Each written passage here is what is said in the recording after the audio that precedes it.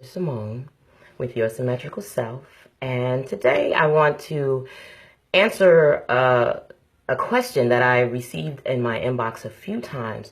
First, I want to say thank you to everyone all over the world who has been liking my videos, sharing my videos, asking questions, commenting. I appreciate you. I'm blessed to have you.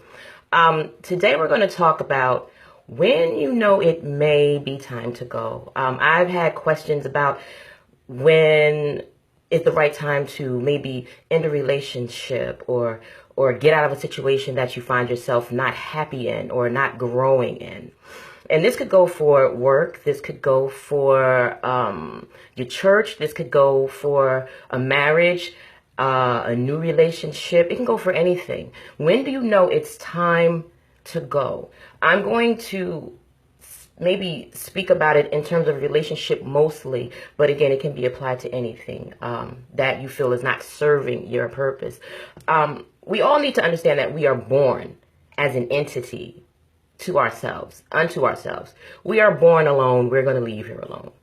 When you find a person or you find a situation that in the beginning is giving you, it's complimenting you. It's not making you whole because you were already born whole. But if it compliments you and it helps you grow and it helps you to realize beautiful things and want to strive for more, then that's a positive situation to be in. But once you find that the compliments are turning into more complaints, then maybe it's time to reevaluate your situation. When we're no longer in a place where we feel happy, where we feel that it's helping us to be the better person that we always wanted to be, then it may be time to go. And I wrote down a few signs, and I didn't want to forget them. So if I'm looking down like that, it's just because I don't want to forget the signs. But when you find yourself holding on to unconscious stress, which means you're so used to being stressed that the stress is no longer conscious to you. It's what you've grown to be accustomed to, what you've grown to live with. That is a sign that maybe it is time for you to find another place to be.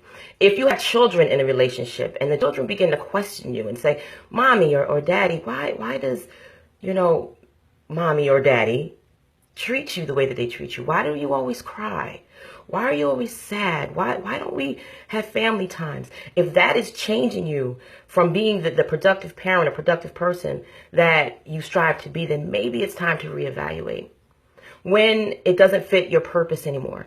Let's say you go to a church and there's too much strife and too much gossip, and you no longer get what you used to get out of it, a word for the week, a happy feeling, then maybe it's time for you to reevaluate it.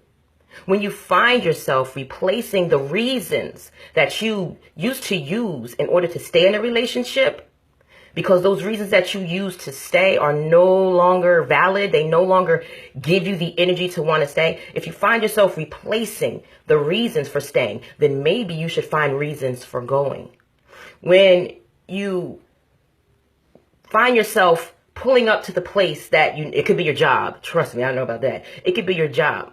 And you find yourself sitting outside of it or sitting outside of your house and trying to find reasons not to go in.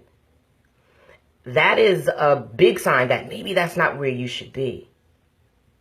When the pros outweigh the cons, when you can sit there and have a list of things that are wrong with the situation and they outnumber the things that are right. That really means that it's not serving your purpose. When you're sick all the time, when you're crying all the time, when you're wondering what you've done and you know you haven't done anything, but try to love this person or try to love this situation and all you get is strife, then maybe it's time for you to not be so scared to walk through that new door and make room for the new blessings and the new people and the new situations to come into your life. We are all scared to make change. We are all scared.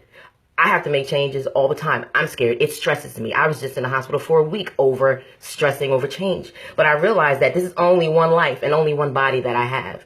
And the more I hold on to the stress, the more I take away room for the blessings to come. So don't be afraid. Don't be afraid. Don't let somebody tell you you can't do it without me. I'm the reason that you made it. And nobody's going to want you. somebody's going to want you. But first you have to want yourself. First you have to see the value in you. First you have to realize that you are someone who's worthy to be loved, trusted, respected, cared for, complimented, pampered. You have to understand that you are worth it. And when you understand that you are worth it, you'll make the changes. Now, there are a whole lot of other reasons, and I don't want to go through all of them because it'll be long. If you want to continue to ask questions or you want me to expound upon this, in my inbox is fine, or email me at info@yoursymmetricalself.com. But remember, when your sleepless nights outweigh your happy awake days, it's not healthy. Maybe it's time for you to change. And also, a marriage is kind of different than just being in a relationship, like a new relationship. A new relationship, you can kind of say, well, this wasn't working, let me go. But if there's kids and a marriage, this still applies to you. It might be a little more difficult to do, but trust me, it still applies to you. You are worth it. I am worth it. We all are worth it. And don't let someone or a situation or a job or a church or people make you feel that you are not worth it, because you are worth it. I'm worth it. Like I said, I'm going to be my own big cheerleader today. And I'm going to cheer for you. I'm going to pray for you. Have a blessed, blessed day. Thank you again. And I hope this message reaches someone who really, really needs it. Take care. Have a great, great, great weekend.